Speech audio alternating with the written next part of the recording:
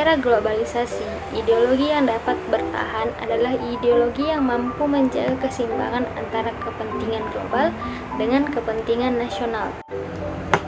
Globalisasi membawa perubahan-perubahan dalam tatanan dunia internasional yang berpengaruh langsung terhadap perubahan-perubahan di berbagai negara.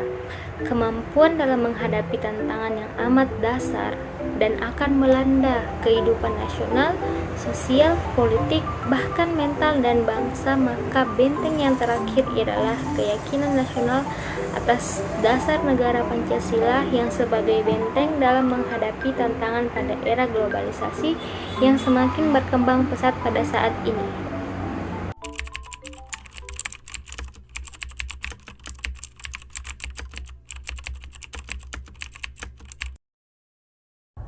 Ciri-ciri globalisasi yaitu yang pertama, perubahan dalam konsep jarak, ruang, dan waktu dengan dukungan teknologi berupa smartphone, televisi, dan internet.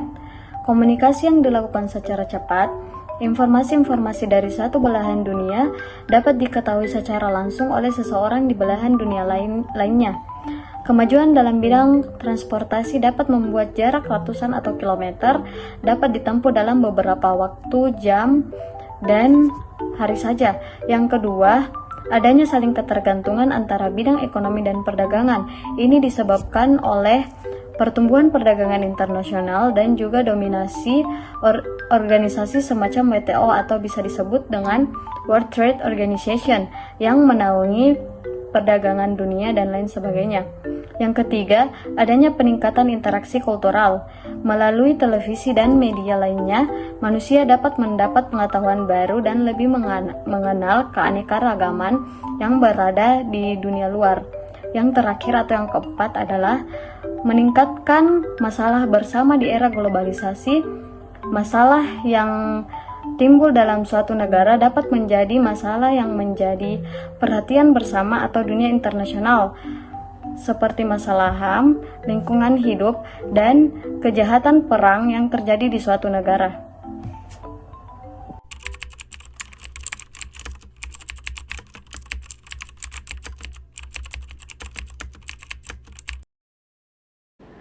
Faktor pendorong globalisasi. Pada sila pertama, yaitu ketuhanan yang Maha Esa, membangkitkan materialisme yang menentang spiritualitas dan bangkitnya semangat eksploitasi modal yang mengurus moral dan juga etika. Sedangkan pada sila kedua, yaitu kemanusiaan yang adil dan beradab, kemanusiaan dan peri kemanusiaan digantikan oleh teknologi dan efisiensi.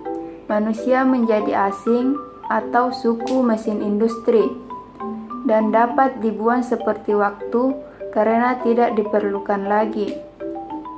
Selanjutnya pada sila ketiga, yaitu persatuan Indonesia, hilangnya prioritas batas bangsa-bangsa oleh arus faktor produksi. Dan yang keempat, yaitu kerakyatan yang dipimpin oleh hikmat, kebijaksanaan dalam permusyawaratan perwakilan. Globalisasi memang menaikkan per kapita nasional, tetapi menambah pula persentase orang miskin, sehingga terjadi rekonfigurasi lapisan sosial ekonomi. Dan yang terakhir pada sila kelima, yaitu keadilan sosial bagi seluruh rakyat Indonesia. Karena keadilan komutatif, distributif, dan legal diperjualbelikan sehingga konsumen tidak berhubungan langsung dengan produsen.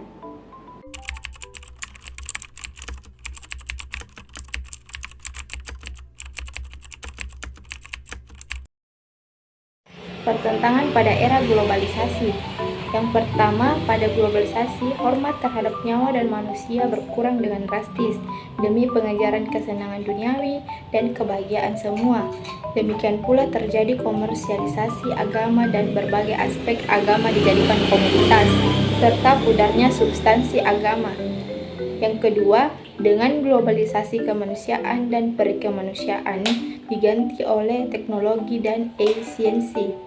Manusia menjadi usiang atau menjadi suku mesin industri atau teknologialisasi.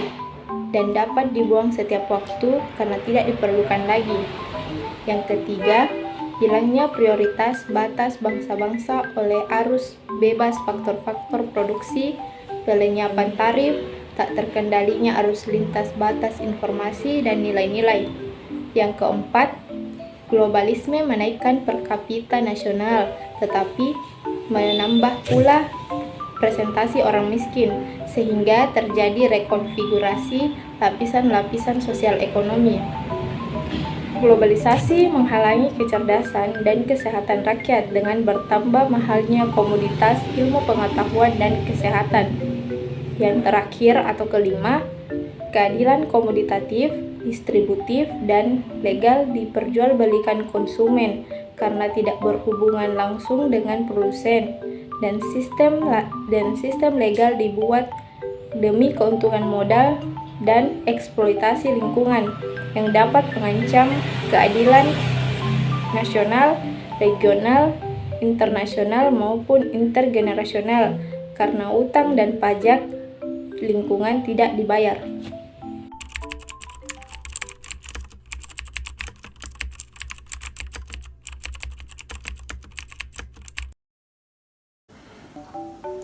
Solusi pertentangan pada era globalisasi. Sila 1. Adanya kepercayaan terhadap Tuhan Yang Maha Esa sebagai pencipta segala sesuatu. Adanya kebebasan untuk memeluk agama dan kepercayaannya masing-masing. Sila kedua. Pengakuan terhadap harkat dan martabat manusia dengan segala hak dan kewajibannya. Adanya perlakuan adil manusia sebagai makhluk beradab dan berbudaya. Sila ketiga, pengakuan terhadap persatuan bangsa Indonesia, cinta dan bangga akan negara Indonesia. Sila keempat, kedaulatan ada di tangan rakyat. Negara adalah untuk kepentingan rakyat. Keputusan diambil berdasarkan keputusan bersama. Sila kelima, perwujudkan keadilan sosial, keseimbangan antara hak dan kewajiban, cita-cita masyarakat adil dan makmur yang merata sebagai seluruh rakyat Indonesia.